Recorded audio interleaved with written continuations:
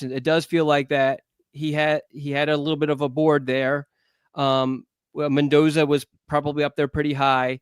Now I'm forgetting his name. The quarterback who ended up transferring to Oklahoma was up there probably pretty high. Yeah, Mateer. And I feel like maybe just below them, and maybe there's a guy or two in there also that we aren't aware of. Is Ryan Browne. Your thoughts on that? That's so funny because those are two of the maybe 3 or 4 guys that I've seen that I might have above Browne.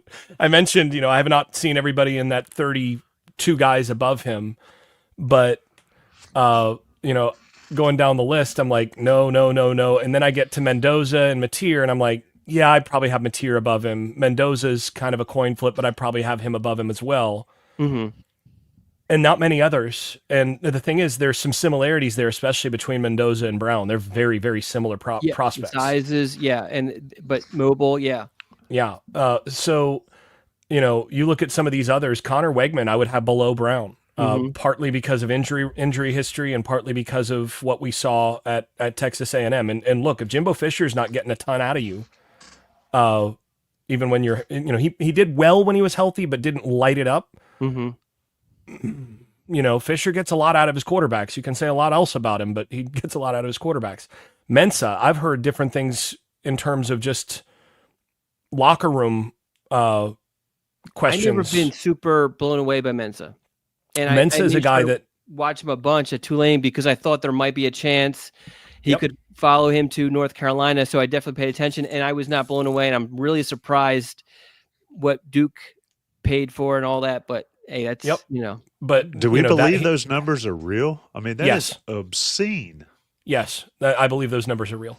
Based on some of the things that I've heard from the transfer portal in terms of other things, and some of these cases where I know for a fact what this player got paid or is getting paid. Yeah, I believe those numbers are probably in the ballpark.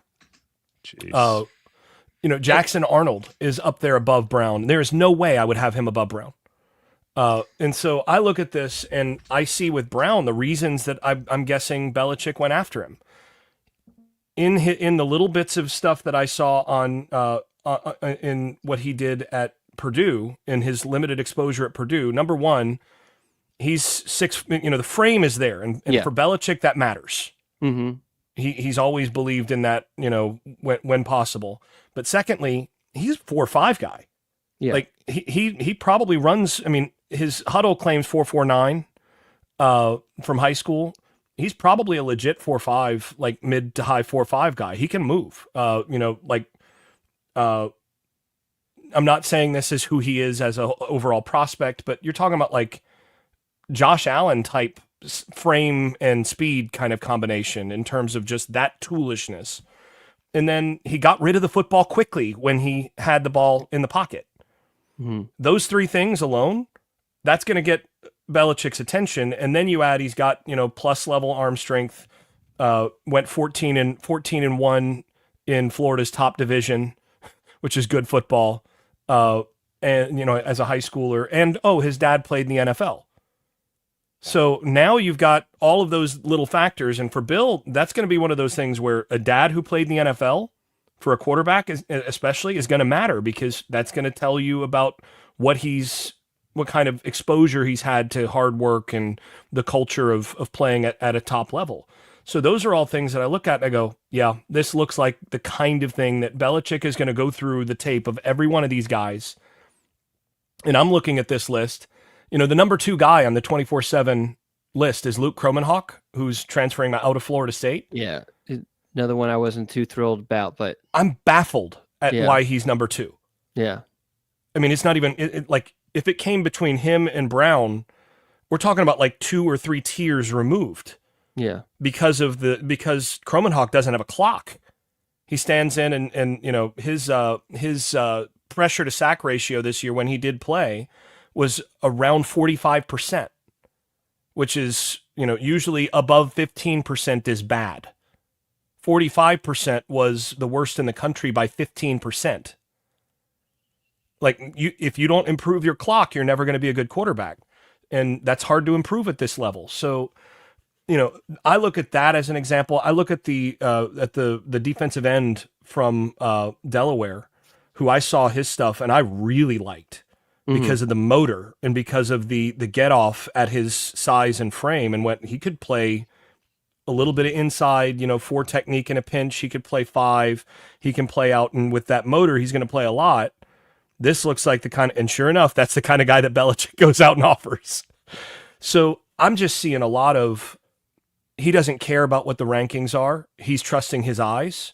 And I do think that with Mac Browne, there was a tendency to, even going back to Texas days and so on, one of the critiques of Mac Browne was, he's going to bring in a bunch of 5 stars. And is that bad? Well, 5 stars tend to do better than in the long haul.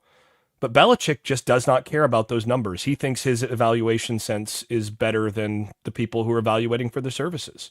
And I think that's stood out so far in who he's taken. Yeah, no, I 100% agree. And I think a lot of people think of Tom Brady and think of this Super Bowl winning quarterback, but maybe they're not old enough. Well, everyone except for Taylor. I don't know how old Jason is, but should remember that there was a time that people were like, what are you doing trading away Drew Bledsoe, number 1 pick overall, however many years before that, for a 6th-round draft pick? And this was an issue for a couple of seasons. Yeah. Well, I mean, what's the college equivalent to a 6th-round draft pick? A kid from Purdue? Maybe.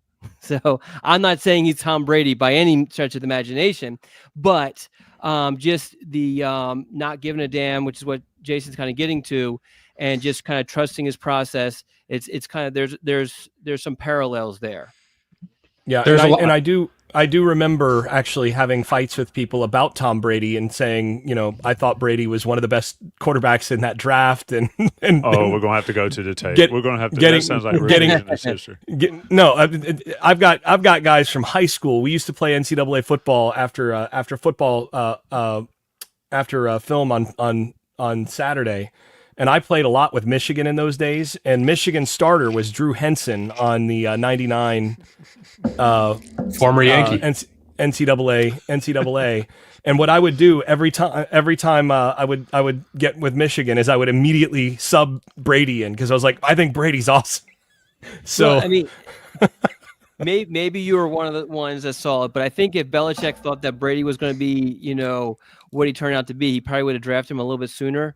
For me, it was just, I always liked Brady's just sort of pocket sense and how quickly he got the ball out at Michigan. I loved it. Yeah, I didn't know he'd become what he became. Yeah. When you said Ryan Browne with getting rid of the ball quickly, that's the first thing I thought about with Brady, was getting the ball out quickly. And I think the benefit that Belichick had with Brady is that he had, 2 or 3 years of watching him in practice. So his thorough evaluation of him, whereas, obviously not the case with Ryan Browne, but kind of bringing it back. If we are on this, if we are correct in what we're saying here, then yeah, I mean, there's a very real possibility that UNC is done at quarterback in the portal, at least, barring something crazy happening, and that Belichick feels pretty comfortable with kind of riding it out and seeing what happens with the guys currently on scholarship, especially when you have, Bryce Baker, who I think super highly of. Big time prospect. Yes. I don't think, I wouldn't want to play him this season. And, I was actually talking to his dad this morning. I don't think they want him necessarily to play this season, although they would love it. But yeah, I mean, I think he's an absolute stud to me, and definitely should. I expect him to make the same sort of impact as Sam and some guy named Drake. May. Some guy named Drake May. That guy, yeah. No, I don't too much eggnog, Don. Come on, man. Speaking preliminarily right now, and people will clip this if I'm wrong, but I honestly don't think that the quarterback room, even if they stand pat right now, I don't think the quarterback room is worse going into 2025. I guess it'll be going into next season than it was coming into this season. And in a lot of ways, I think there's higher upside on the quarterback room now than there was coming into this season. Yeah. Already. That's if they don't add anybody else, and they may. Yeah. And there's a lot of debate, I think, when it comes to these rankings and the transfer portal, but we could all agree Air Noland is as good a quarterback name as it gets, right? Oh my gosh! I know it's a Disney What movie about in the making. Fluff Bothwell? That feels like a name when you're like on like season 15 of NCAA. Who was the Miami one? Was it Tulsa, the Bear last name? Oh yeah, Young Bear is Bear? his last name. Yeah. I was hoping just for that last name. I was hoping he would come to North Carolina. It is. You guys are getting far afield. Look, you're talking about NCAA. You're not going to touch the name of the Miami backup who is transferring out again. Now he was the transfer in from Albany last year, who was their backup this year, and then he's transferring out. Reese Poffenbarger. Oh wow! Like you're not going to top that one as a quarterback name right there. Reese Poffenbarger. We're going Air Nolan at South Carolina with Sellers. That's an interesting pickup.